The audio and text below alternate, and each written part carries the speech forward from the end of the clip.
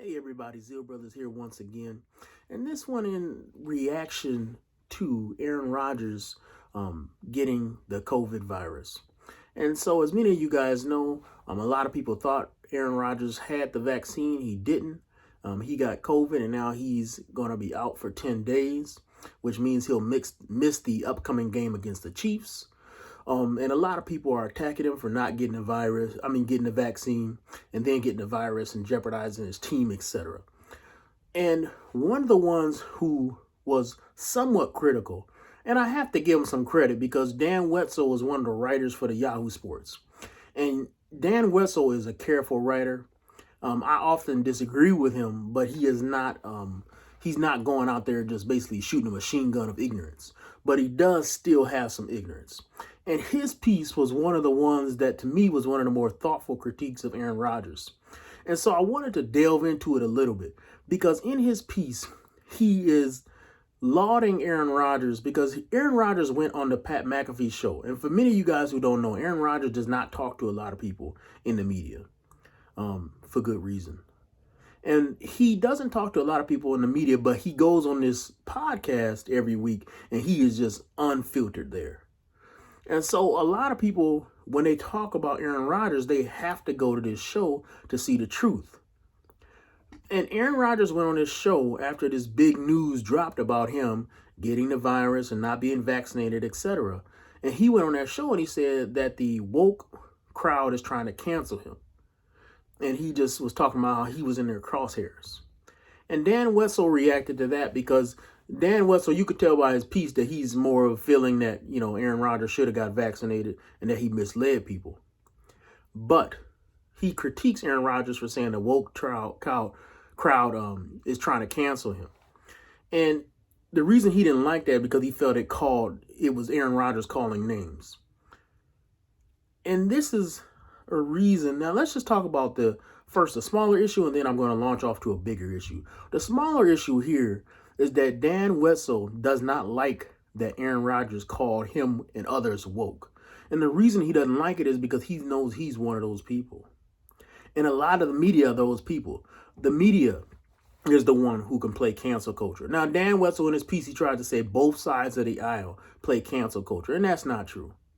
Because when you look at all the stories in the news, the biggest story about canceling is about Dave Chappelle. And who's trying to cancel Dave Chappelle? It's the transgender movement. Who is trying to cancel somebody who's transgender? Nobody. So when you talk about both sides playing a cancel culture, that's not true. Because there's one side playing cancel culture, and that is one side, the ones who are against traditional values, the ones who are against the Bible, the one who are against a traditional female and male role, the one who is against thought, logic. These people are the thought police. And so when you look at the thought police, there's one side that's canceling, right? If you go up on a college campus and you talk about how marriage should be between a man and a woman, you'll be canceled. And the reason you'll be canceled from one side, whereas if you get up there and you say the reason why gay marriage is good and you won't get canceled is for that reason. One side plays this game. Now, I don't necessarily like that one side plays this game, but the truth of the matter is that is a fact. So the argument that both sides play cancel culture is false. So when Aaron Rodgers says the woke crowd is trying to cancel him, he's not calling names frivolously, right? Maybe he is, but whether it's frivolous or not, he hits the mark when he says that. Now to talk about his case, should he have been vaccinated and should he have not? Here is something that is very important for everybody to understand. Everybody got to make their own personal decision on this. I am not vaccinated. I know people who are vaccinated. I already got COVID, already was hospitalized with it. I feel like I am more immune than others because I already got it. But that's my own personal feelings. You may feel differently. But I think it is an entirely wrong thing to try to force others to come to our conclusions about their own health choices. That's different. And I think we have to consider freedom first.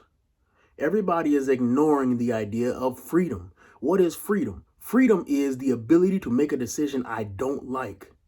But people are changing freedom to be, you are free to say the things that I like, hence cancel culture, right? The virus is just another form of cancel culture because people are trying to cancel those who disagree with how you talk about the virus. It doesn't matter what you say about the virus on Facebook. There'll be a warning below, and that warning below will link you to one side of the argument, not the other. There's lots of sides to this argument, and a lot of the people who have been pushing the vaccine and pushing the lethality of this virus, all of those people have been proven wrong multiple times. Now, they also have some facts on their side. But what is never acknowledged are the mistakes they made. And I think about, the main one I think about is glorious Dr. Fauci. Somebody who everybody put up as an expert, who we now know has been profiting off of using crazy technology to try to replicate viruses to make them more lethal.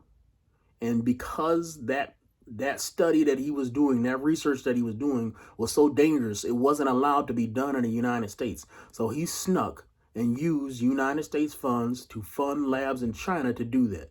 And the same labs that are in China that did that dangerous research are the same ones who we suspect the virus was leaked from in the first place. So now we have a worldwide pandemic, and we could blame the guy who we were looking to as an expert. We possibly could, right? I'm not saying it's 100% certain, but I'm 90% certain that we could blame Fauci for this virus.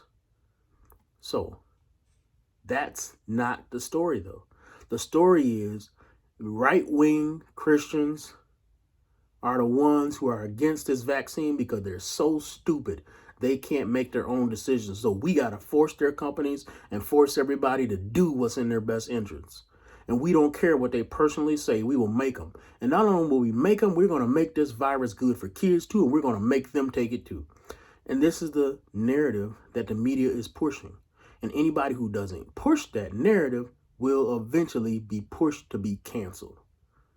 Just like Dave Chappelle is learning that anybody who speaks against the weird viewpoint that a man could somehow become a woman is himself set to be canceled.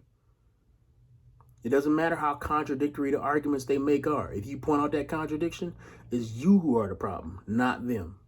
I just find it so strange that on one hand, we have a culture that will say a man should not objectify a woman and look at her as a piece of meat.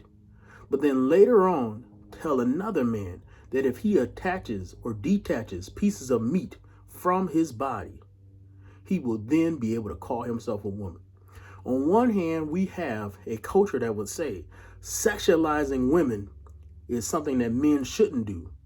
Don't look at a woman as a piece of meat, but then look at a woman as a piece of meat that used to be a man that we attached some things to or took some things off from, and now it's a woman. The difference between a man and a woman is simply a piece of meat to these people.